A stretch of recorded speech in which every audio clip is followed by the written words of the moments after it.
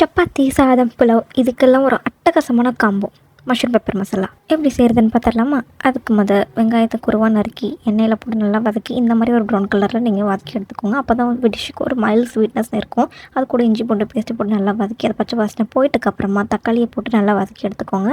மஞ்சத்தூள், வெறும் மிளகாய்த்தூள், அப்புறம் குழம்புத்தூள் இது எல்லாத்தையும் போட்டுட்டு நல்லா வதக்கி எடுத்துக்கப்புறம் அது கூடவே கொஞ்சமாக மல்லித்தூள் 2 ஸ்பூன் போட்டு நல்லா வதக்கி எடுத்துக்கோங்க. இந்த மாதிரி ஒரு கலர் வரும். இந்த கலர் வந்துட்டுக்கப்புறம் நல்லா வதக்குங்க. உப்பு முன்னாடியே போட்டுருங்க, நாங்கள் போட மறந்துட்டோம்.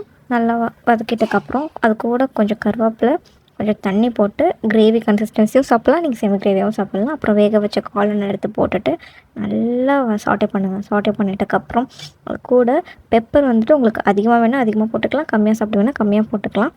இதை நல்லா அப்படியே வதக்கிட்டு அதை இறக்கி சுட சுட சப்பாத்தி, புலாவ் கூட சாப்பிட்டிங்கன்னா அருமையாக இருக்கும். ட்ரை பண்ணி பாருங்கள்.